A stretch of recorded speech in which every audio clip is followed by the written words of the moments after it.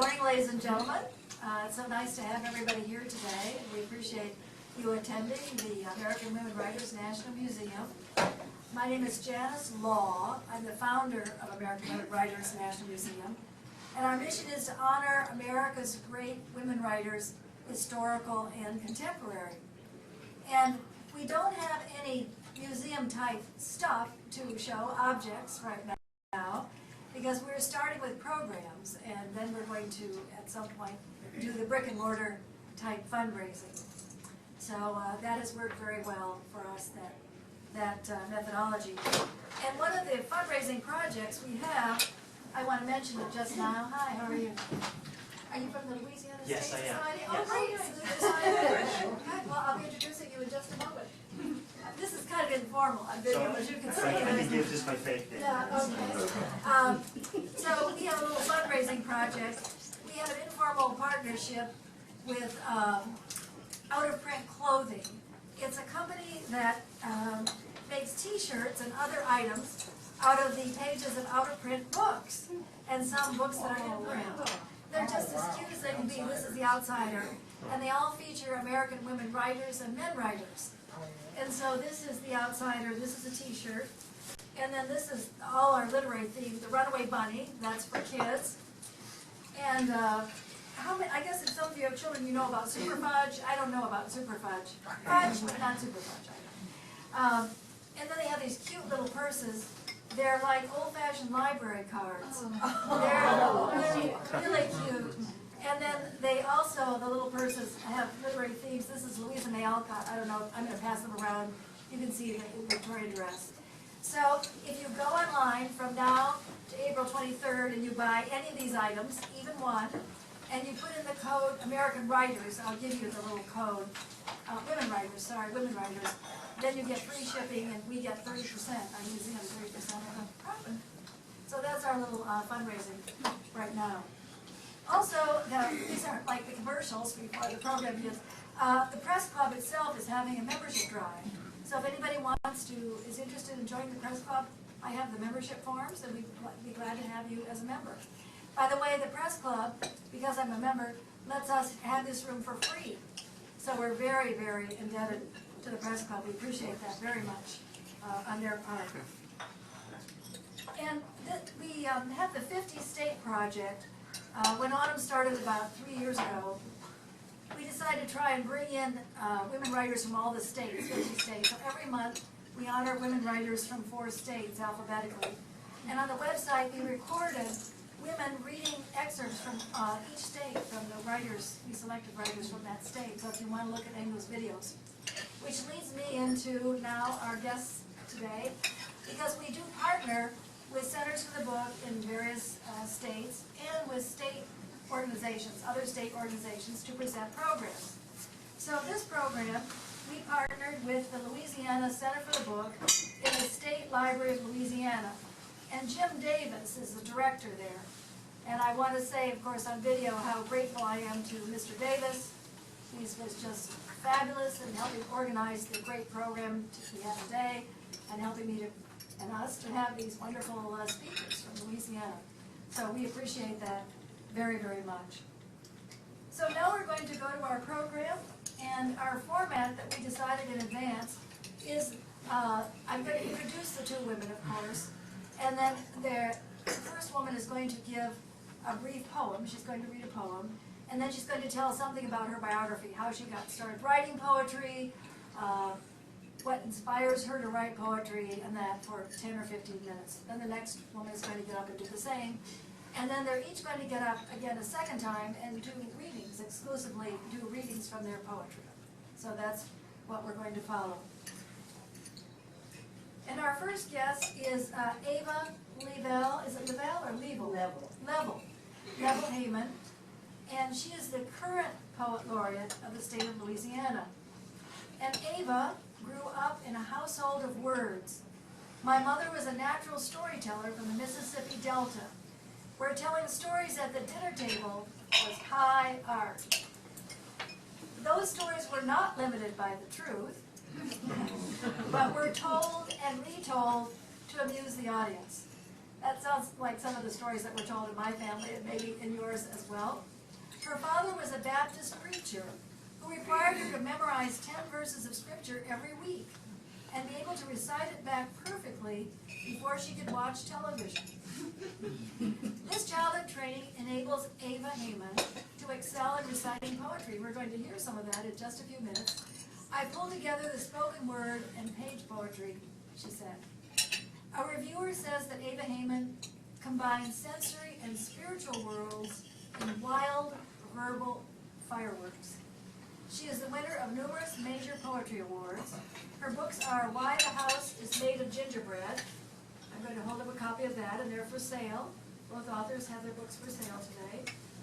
And she's also The Strict Economy of Fire. Is that, here it is, The Strict Economy of Fire.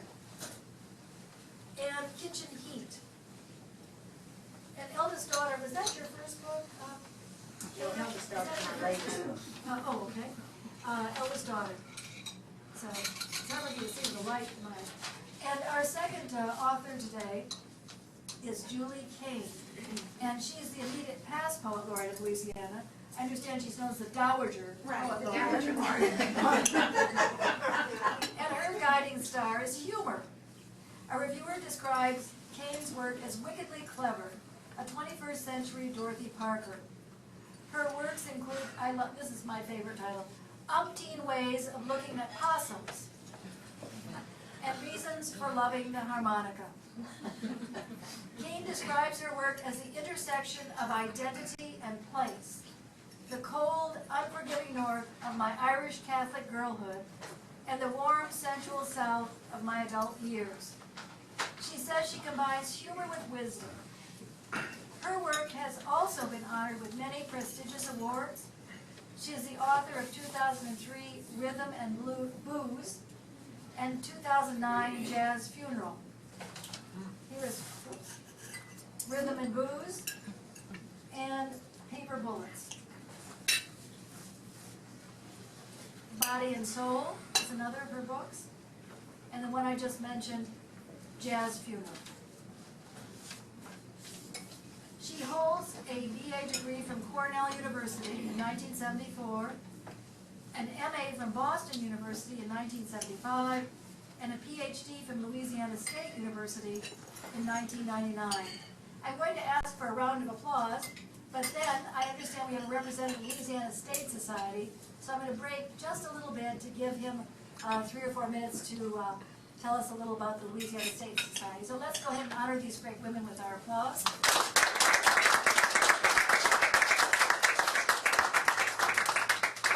So come on up, sir. What was your name? The representative of Louisiana State. No, I'm not. Were you talking? No.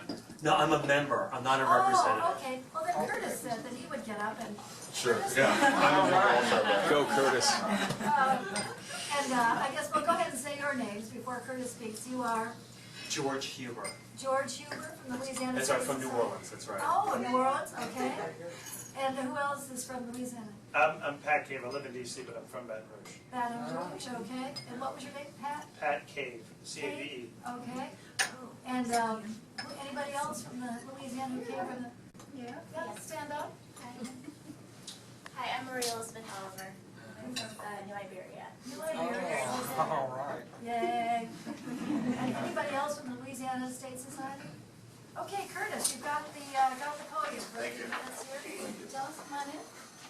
You want to sign the... Is this the poetry? Yes, come on in, sign it. You just started. So, like I said, I'm Curtis. I moved up to D.C. in 2010. I grew up in New Orleans, Louisiana. I went to Ben Franklin High School down there. And before I moved up here, I interned for Senator Landrieu in her district office in New Orleans. After I graduated from UNC Chapel Hill, I moved up here, and I interned for Congressman Mel Watt from North Carolina.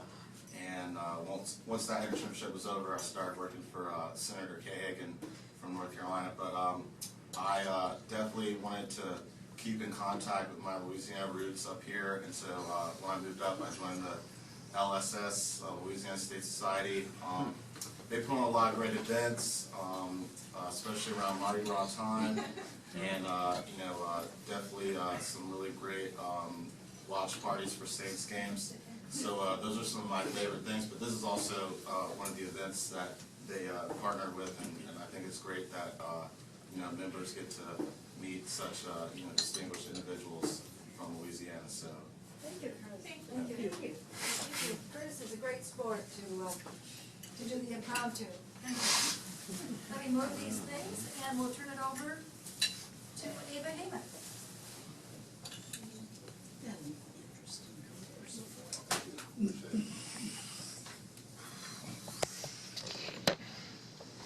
Many thanks to Janice Law, who started Julie and I in the direction of coming here. We found some other gigs after that, but Julie was the prime mover here and so original in thinking of ways to do things, and I hope you all have signed her list so you could be members of the museum and fall under her umbrella. I'm going to second, thank you all for being here. This is kind of exciting. There's so many people here from different directions. Many, or a big handful of you, from different eras of my life. My husband's wife, this is Cordell right here, Hayman, and some people I've known just many years, since the early 80s, I think, and some that I only met, 12 years ago, which is probably half some of your lives. Anyway, and other people from Louisiana, and I know your mother was my doctor for a while. I talked to her last night. She wanted me to tell you hello. Good. So I'm going to read you a poem, and then I'll tell you a little more about me. And I have a timer going. We don't want to do this first part too long. You kind of missed this writer in age above and below, but how many of you know who Lemony Snicket is? Okay, Lemony Snicket, let's see, our grandchildren read Lemony Snicket, and they are early teens, but he's been around about 10 years. And Lemony Snicket is a fantastic children's writer, and he writes about children who were abandoned, and he writes about children whose parents died in a fire that someone sets on purpose, and all of this somehow he makes roaringly funny. So he hits that. Come in. He hit that strange thing that we all know we went through when we were teenagers, and all the things that weren't supposed to be funny became very, very funny. So poetry, which is a poetry journal that's been around for a long time, very serious journal. For some reason, they undertook to invite Lemony Snicket to put together a portfolio of children's poems. Well, Lemony Snicket says he's not going to do that, but he made, and by this time they couldn't fire him, so he made a portfolio of poems that he called Poems Not Written for Children, Which Children Might Like. And he chose a poem of mine, which tickles me to death because it wasn't very long, and the person before me, the poet before me, was Carl Sandburg. So they were talking about three contemporary, most contemporary poets don't write anything children could read at all, but I wouldn't have thought children would. Anyway, this is what is in that portfolio, and this book is White House Made of Gingerbread. All the poems are kind of jazz riffs off of the fairy tale we know, Hansel and Gretel, but it's not really about Hansel and Gretel. And the name of this poem is The Witch Has Told You a Story.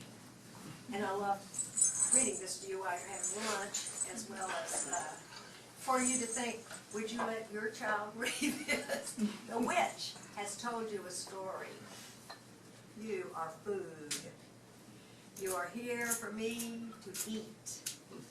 Fatten up, and I will like you better. Your brother will be first. You must wait your turn. Feed him yourself. You will learn to do it. You will take him eggs with yellow sauce, muffins torn apart and leaking butter, fried meats late in the morning, and always sweets in a sticky parade from the kitchen. His vigilance, an ice pick of hunger pricking his insides, will melt in the unctuous cream fillings. He will forget. He will thank you for it. His little fingers stuck every day through cracks in the bars. Remember the story? Bitch has him in a cage in the backyard, and she sticks his finger out, and it's always skinny because it's really a stick or a chicken bone. Witch didn't know that. His little fingers stuck every day through cracks in the bars will grow sleek and round. His hollow face swell like the moon. He will stop dreaming about fear in the woods without food. He will lean toward the maw of the oven as it opens every afternoon, sighing better and better smells. So that's kind of how that goes now. Now really, you know, teenagers are so prone to have eating disorders anyway. You don't want to tell them you're food. So I will say a little bit about myself, but Janet said the interesting part, which is the household I grew up in, which is actually a lot weirder than that version. But I've lived in Louisiana now my entire adult life, and went there to go to graduate school and get married to Cordell. And I've really found Louisiana, although I was already an adult, I found Louisiana an absolutely wonderful place to write about.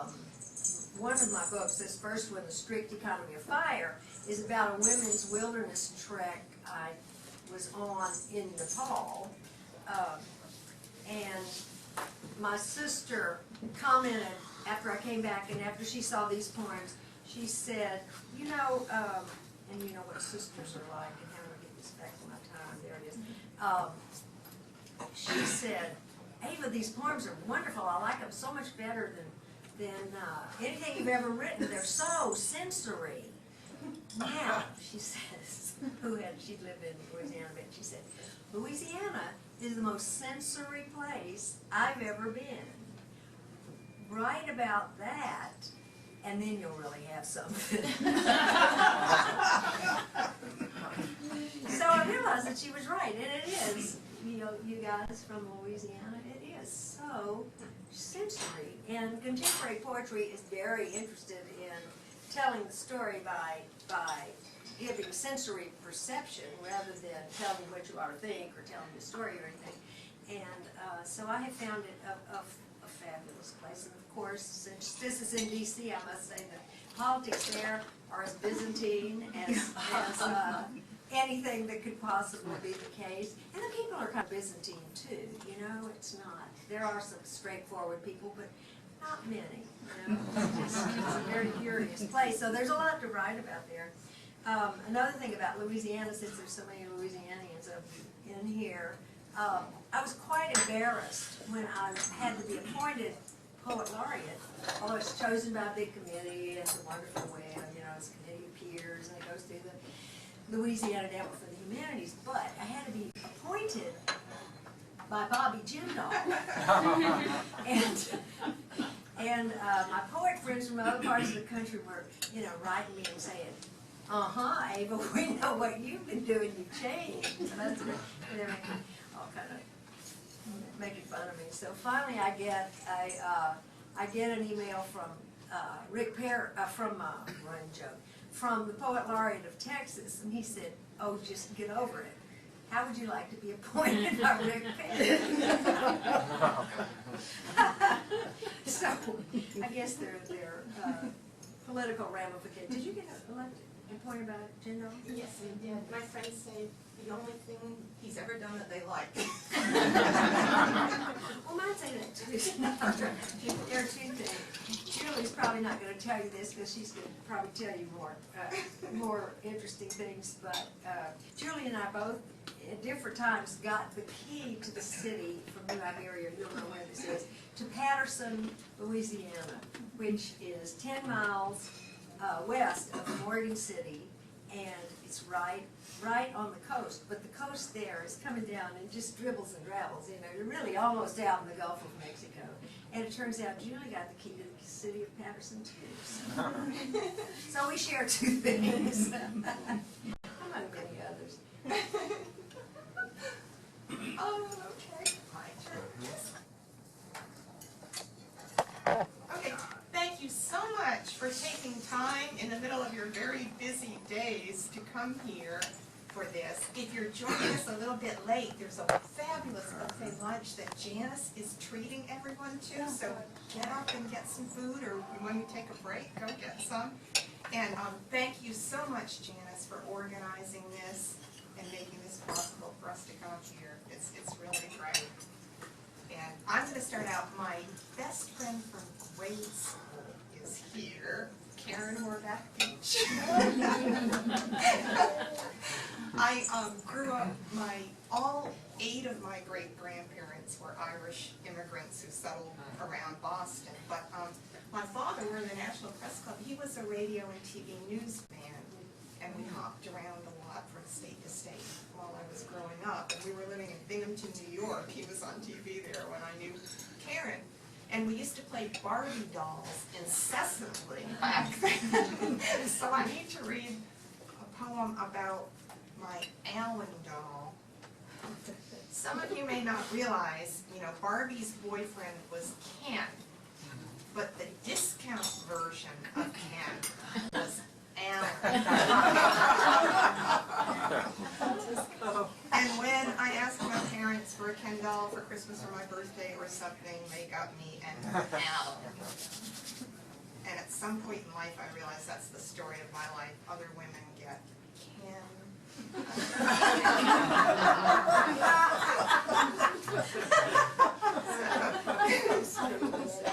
This is Allen doll wrap.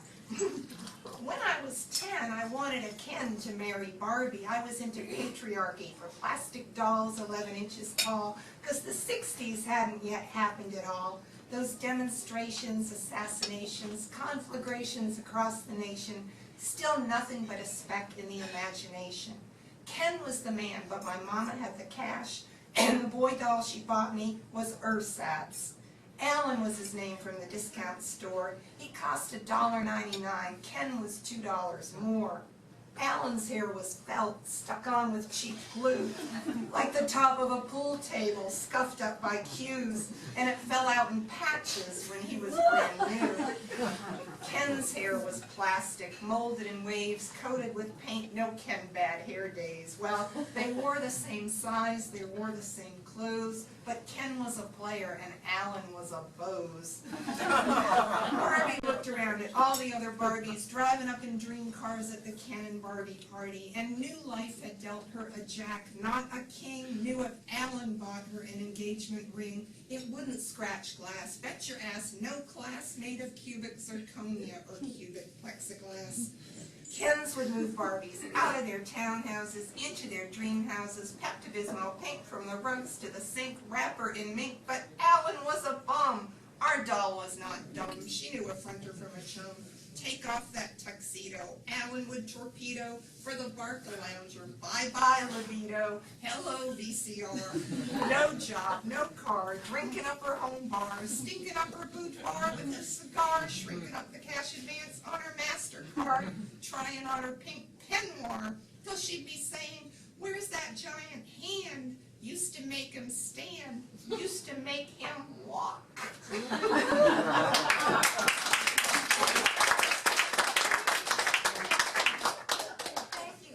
I never used to know, when I was growing up, when people would ask me where I was from, I would never know what to say, because we would move every 4 years or so. And then, when I was in my early 20s, I married a man from Louisiana. They're charming. And moved down with him because he had sworn at the time that he had left forever, but he decided he wanted to be an attorney, and LSU Law School, the tuition was about $200 a semester at the time, so back we went to Louisiana. We moved there in June, and initially I was in just utter shock. It was so hot. It was blindingly hot, and I couldn't understand, people would sit around and talk about political races for sheriff or DA, and I thought, like, how can they be interested in a sheriff or DA? Now I understand. That's Louisiana. I never understood when I met my husband in college. He was so insulting about the food in Ithaca, New York. Like submarine sandwiches, the bread was terrible, and I thought, what a snob, and then I go down to Louisiana. I get it. But anyhow, I've always written. I've written, since I was a child. Just in secret, folding them up into little squares and hiding them, in my underwear drawer. And it wasn't really till I got to college and got into a really strong writing community as an undergraduate at Cornell, where they had weekly readings and some wonderful poets on the faculty. Strangely enough, several of them from North Carolina. A.R. Ammons, Robert Morgan, and also Bill Matthews was there. But, I became more serious about poetry. It went from being something that I did in secret, to express feelings, to something that I was working on as a craft and trying to get better and better at. And I worked for many years in Louisiana as a technical writer and editor, kind of doing poetry on the side. And then at some point I finally said, I've got to really try to, give it more time and energy. And I went back to school, got my doctorate in poetry and literature so that I could kind of be immersed in it and teach it. And, that's what I've been doing for the last 15 years. And it's turned out to be a great, really, even though it was kind of tough to give up the job and be a poor student for a few years. But it's led to so many great things, including being Poet Laureate for 2 years, which is so much fun. We got to just crisscross the state and meet so many people who are interested in poetry and literature around the state, in tiny little towns that we didn't even know existed. Teachers and librarians and community leaders. It's been wonderful. When Dana joined this year, he's a well-known poet. He's a former past director of the National Adult Affairs. Some people are saying that poetry is no longer popular, it's dying. He had just the opposite view. He has a sort of renaissance. Can you Certainly, I think with spoken word poetry, slam poetry, has been a huge phenomenon. Young people are very much interested in it. And we can't ever forget that, song lyrics are poetry. There's a whole spectrum that's poetry. People always, feel the need for poetry at milestone events in life, at weddings, funerals, graduations. But, it hides sometimes, but it's always there. Okay. Anybody want to get up and give readings or whatever else you would like to do? No, I'm gonna read some poems.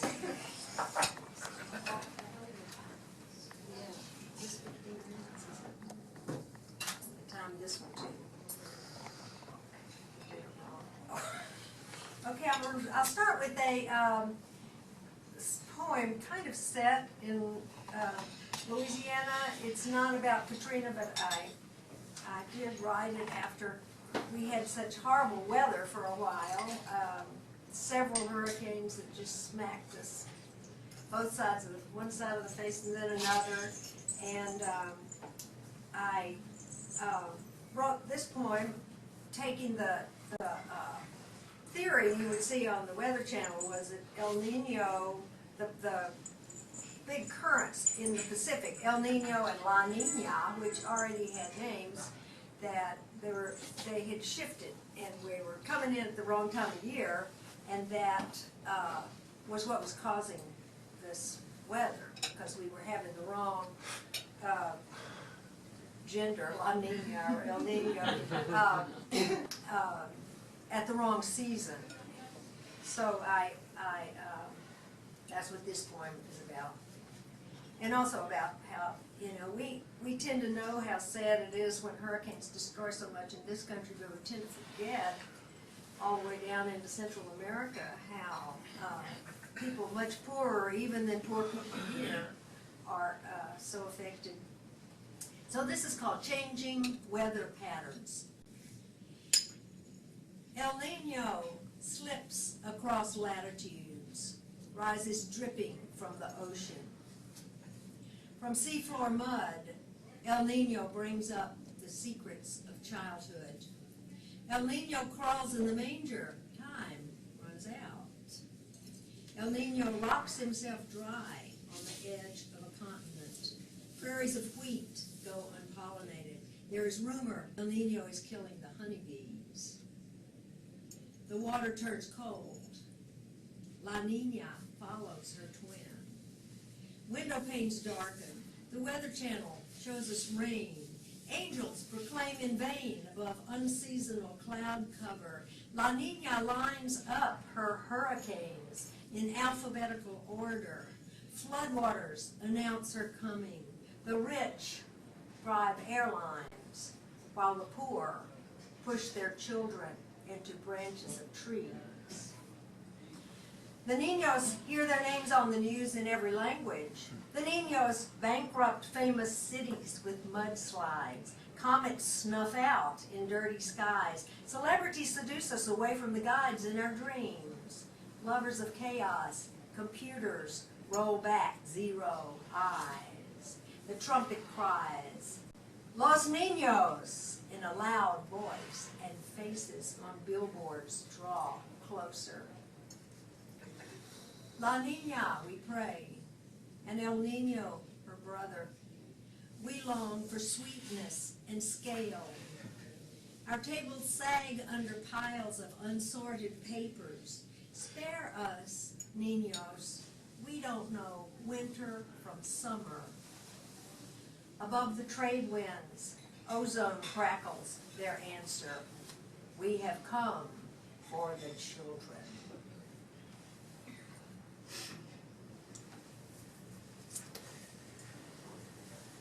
And I thought I would read, these are all in Eldest Daughter, which is a collection of poems that, when I read a few of them, it's going to sound like they didn't go together at all. But actually, they all have a little bit to do with each other if you read them in sequence. And this is called Staying at the Willard, which all of you Washington people will know, Staying at the Willard. It's right next door. You're Oh, is looking it? at Is it? That's it. Okay. All right, I will. And there are two people in here, a poet in Baton Rouge whose name is Buck Downs, whom I saw last night, and he'll be there tonight at the reading we're doing.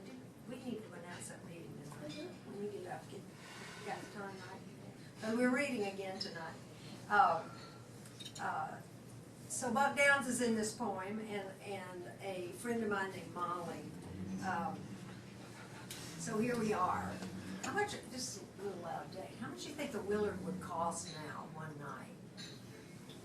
It was a lot when we were there. 400 or 500. 400 or 500, oh, it says 500, okay. I kind of lied, I didn't check, but I bumped it up from when I wrote this poem. I knew the price would be out of date. Okay. Staying at the Willard. $500 a night Washington hotel. A video history of itself on Channel 11. In every room. The lobby, the place that gave us the verb. Do you know that? The lobby of the Willard is where the verb lobby came to, lobby. The lobby, the place that gave us the verb. And room service sends up anything, even chamomile tea. Yes, ma'am, that's 803, I think. And why do I feel like I don't belong here? Like I'm tricking somebody, or planning to walk my bill. That they snicker behind their white gloves in the famous lobby when I walk through to the elevator, or when they take away the teapot and squeezed bag. It gets worse at night when we drive back along L. Young women dressed up like 6-year-olds playing rock star, especially the one in the thigh-high silver pirate boots and the blonde, thick, long hair. And I asked Molly and Buck if it's real hair or a fall, as that used to be called, maybe still is, and do you take it off before you go to bed? Please don't laugh, you'll make me too sad. And Molly thought hookers mostly did things with the mouth. She'd just seen a movie, and you could leave your hair on for that. And then I had the same question about the scarlet lipstick. This is not a simple good-evil poem. Molly asked Buck what happens next, but he's got no experience with hookers at all, so the three of us make do with what we see. Driving slow, but not so slow they think we want to talk. Back in the room, Buck said he heard her ask at the open window of a car, "Can I get in?" And that lets me touch the terror. To lean into one dark car window after another and say, "Can I get in?" I, who am more than 3 times her age, and I who quailed at dialing room service, and I who watched a chilly night some years ago, the window of my own memory rolled down and swallowed once and asked the faceless shape inside, "Can I get in?" And I know from what happened next that she and I had the same father, the same uncle, suit and tie when the heavy sun lies flat against the columns of the Treasury Department and the white satisfied curve of the south portico and the pavements of the famous old street grid, circles overlaying squares. And I know now that when sun and tie and suit and fine design are gone, and we've put on our ruffled baby doll pajamas and said our prayers and gone to sleep, that he slips in her room and mine, our mother drunk or dead or playing blind. And I know now he doesn't even ask, "Can I get in?" Doesn't even ask. And that blows the cover on the pricey hotel guest disguise. I'm really out there in the dark, where cars, like sheep we're taught to count, cruise by slower than a high-heel stroll. And when I meet the one that breaks for me, I knew exactly how to dress and lean in to ask. I'll know the driver's face too, lit green from digitals on the dashboard. And when he hears the question whisper damp and ticklish at his ear from a pretty child too close to the street, he'll give the ancient answer, yes. I forgot that was what that one was about. I knew it was I read your happier DC poem. This is Eva Ave at the National Gallery. And it was a show that was up for a while at the National Gallery, and it was the difference in Eve and Ave, Ave being, Ave Maria, and Eve being the evil woman who brought the apple.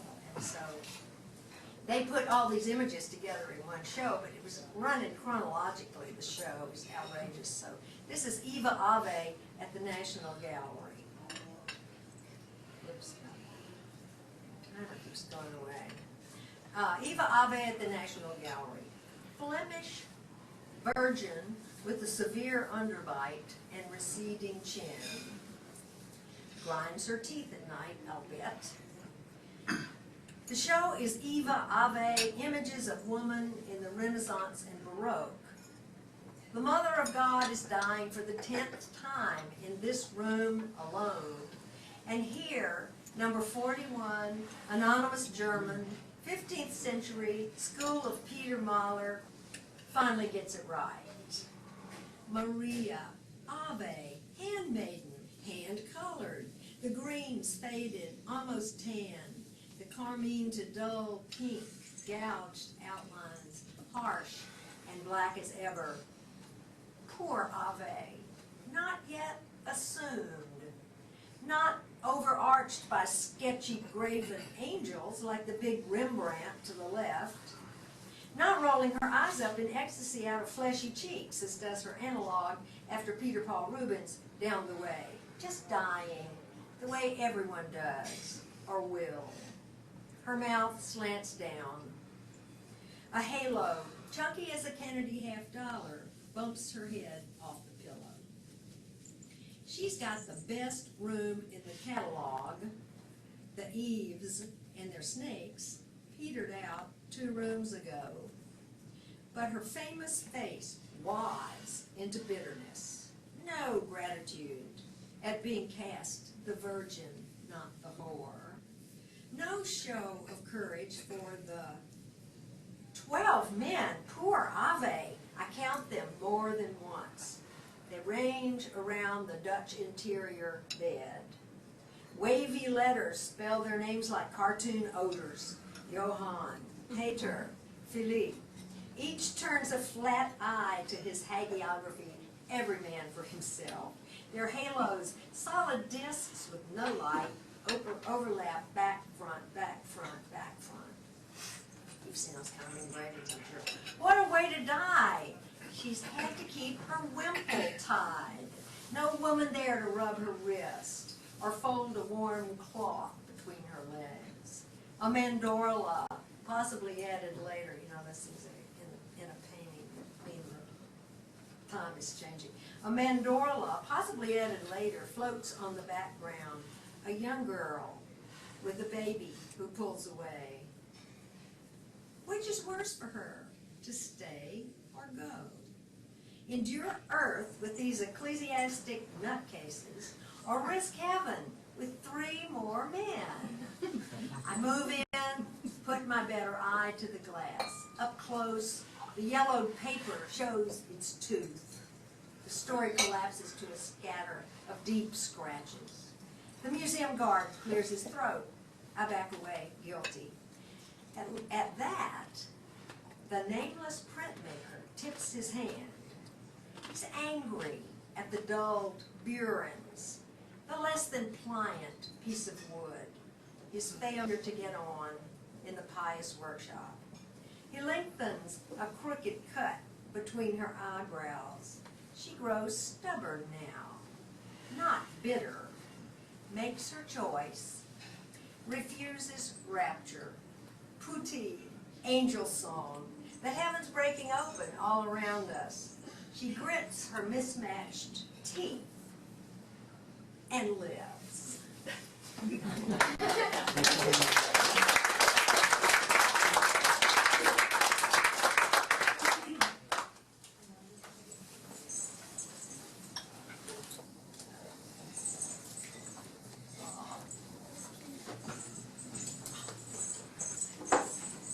I'll read a few, starting with one about childhood. I said before, I never knew where I was from growing up. Originally Boston Irish Catholic, and I don't have to say there were a few problems with alcohol in the family. That's the book, Rhythm and Blues. But when I got to Louisiana, that was, after that initial culture shock, it became home. It just became home, and now you can't get me to leave. It's like they say, there's no religious, no one is more religious than a convert to a religion, or no poor like a reformed poor. It's like, don't get me out of Louisiana unless it's in a coffin. But I will read one of the early childhood ones from the north. This is maraschino cherries. 3 little girls on the morning after, out in the kitchen poking around for cherries soaked in whiskey like a bomb of grown-up secrets. Other times we found by Mom's clipped earrings and kicked-off shoes, blue glass monkeys on swizzle sticks, doll-sized oriental parasols, cocktail napkins with jokes we didn't get. Cherries as precious as Burmese rubies. Once in a while the grown-ups slept, we ate our fill of cherries from the jar, but even then we like the booze ones best. And you can imagine transitioning from that childhood to New Orleans. This is got a little series of poems about kind of falling into those patterns, alcohol, and trying to escape from them. This is one of the happy ones in the beginning, kissing the bartender. The summer we kissed across the bar, I felt 16 at 36.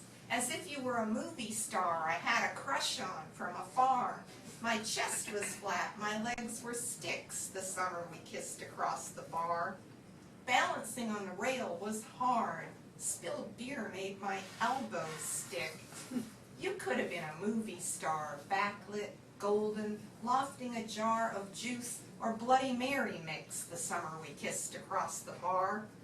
Over the sink, the lines, as far as you could lean, you leaned. I kissed the movie screen, a movie star. Drinks stayed empty, ashtrays tarred. The customers got mighty pissed the summer we kissed across the bar. Summer went by like a shooting star. And since this is Lent, I have to read my Happy Lent poem. This is The Bartender Quits Drinking.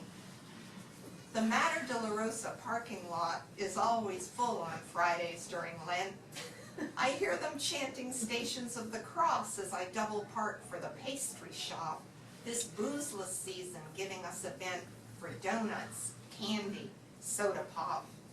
20 years ago, a schoolgirl, hot in my coat, a lace mantilla on my head, I swayed like them through Stations of the Cross, thinking about forbidden chocolate ice cream and dreading the dinner ahead.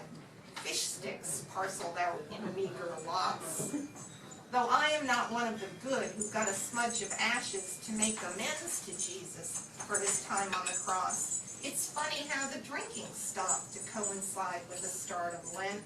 I mark each sober day with a cross. I come to joy in a season of loss. One thing, when I first moved to Louisiana, I couldn't get over how beautiful egrets were. You know, the big ones and even the little ones that perch on cows' backs in the field. And I always wanted to write a poem honoring egrets, you know, just their grace and their beauty. But what often happens when I sit down to write is what comes out isn't quite what I intended. It's like the poem is a runaway horse. You just have to go with it. So this is sort of a poem about egrets that makes them look really goofy. But anyhow, egrets. You have to love them for the way they make takeoff look improbable. Jogging a few steps, then heaving themselves like sacks of nickels into the air. Make them wear mics, and they'd be grunting like McEnroe lobbing a Wimbledon serve. Then there's the matter of their feet, which don't retract like landing gear, nor tuck up neatly as drumsticks on a dinner bird, but instead hang down like a Dev-sized tens from the hem of her gown. Once launched, they don't so much actively fly as blow like paper napkins, so that seeing white flare in a roadside ditch, you think trash or egret. And chances are it's not the great or snowy type nearly wiped out by hat plume hunters in the 19th century, but a common cattle egret down from its usual perch on a cow's rump, where it stabs bugs. Whoever named them got it right, coming just one R short of regret. And Ava read a terrific storm poem. I have several written in the aftermath of Katrina, but I'll just write one. I'll write one called Those Sunday Drives. Back when we didn't know if a lot of parts of the city were going to come back, and a lot of places, you know, that people loved. Those Sunday drives. You used to bore me with your monologues on drives through old New Orleans neighborhoods. What family had what house when you were young, and where some candy store or bank had stood. Who cares about the past, I used to think. We Yankee Irish pulled up roots a lot, escaping relatives with chicken coops and cabbage boiling in a kitchen pot. But that was all before the hurricane our Mason-Dixon love did not survive. Small loss indeed, beside 1,000 dead, 4 houses flooded out of every 5. So much has changed. Time speeded up her clock, and now I bore all riders with my talk. And another one, my father was a newsman. He was a radio and TV newsman, and the last part of his life was with Associated Press Radio here in Washington, D.C. So this is a poem about him, and it's got Katrina in it too. Death of a Newsman, in memoriam Edwin Julian Kane, 1924 to 2000. The night sky is bright with the grieving Pleiades. Rising in the season, your voice was stilled at last. Though sound itself never dies, your every newscast spiraling out through space to distant galaxies. When I was little, I thought you knelt in TVs. I walked around them looking for a door and latch. Heads jerked in swordfish-netted restaurants when you asked for a menu. Women sent you cold remedies. The news of the ancient gods precedes your voice through space. Bulletins about rapists and transformations, sisters scattered to stars, riding on waves of sound. Briefly, your news of protests, assassinations, then, in the wake of your inimitable base, towers struck and destroyed, a much-loved city drowned. I kept thinking after he died, whenever something, huge would happen in the news, how can he be missing this? He was such a news junkie, how can he be missing this? I know. And I'll read a couple of, you can tell I got on a little sonnet kick there, if you're hearing the 14 lines and the rhyme scheme.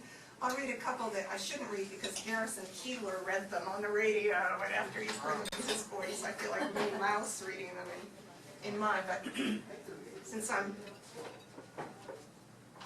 halfway to the north, I have to read this one that has the Red Sox in it. It's particle physics. They say 2 photons fired through a slit stay paired together to the end of time. If one is polarized to change its spin, the other does a U-turn on a dime, although they fly apart at speeds of light and never cross each other's paths again, like us, a couple in the 70s, divorced for almost 30 years since then.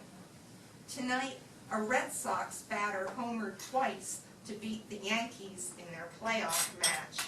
And sure as I was born in Boston, when that second ball deflected off the bat, I knew your thoughts were flying back to me, though your location was a mystery. Oh, great. Oh. And I'll read probably 2 more. This is used book. Another sonnet. What luck!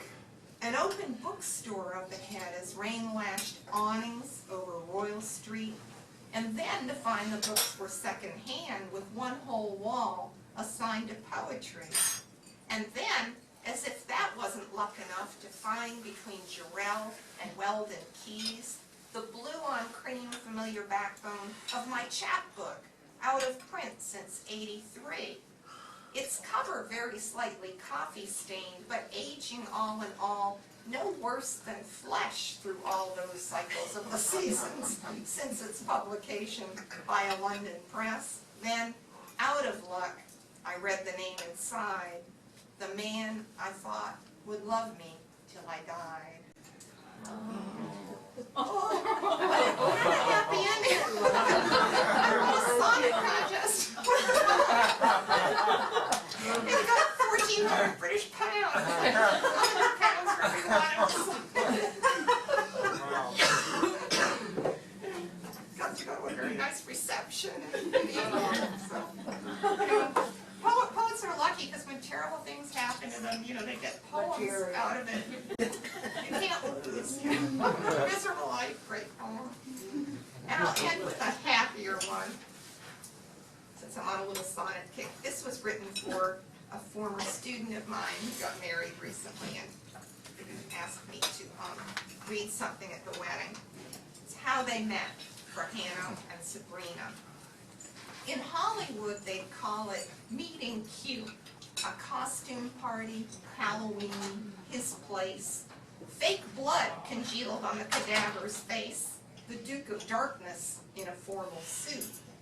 Throw in a jealous date, a loud dispute, a streaking guest, a pirate giving chase.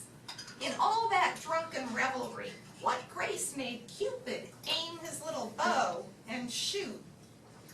One rainy evening after Halloween, they sat and talked until a restaurant closed. The Duke unmasked an engineer in jeans, the corpse a teacher, lovely as a rose. May we who bless their marriage be as wise to recognize true love beneath disguise. Thank you.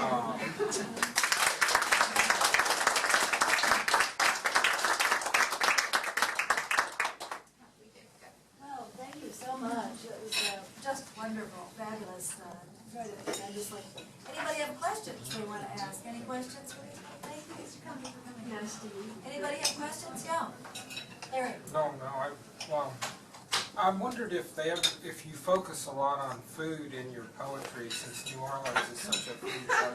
Now, the I question think is, I write about food more than she does, because I'm in Baton Rouge, so I have a little food envy of New Orleans right now.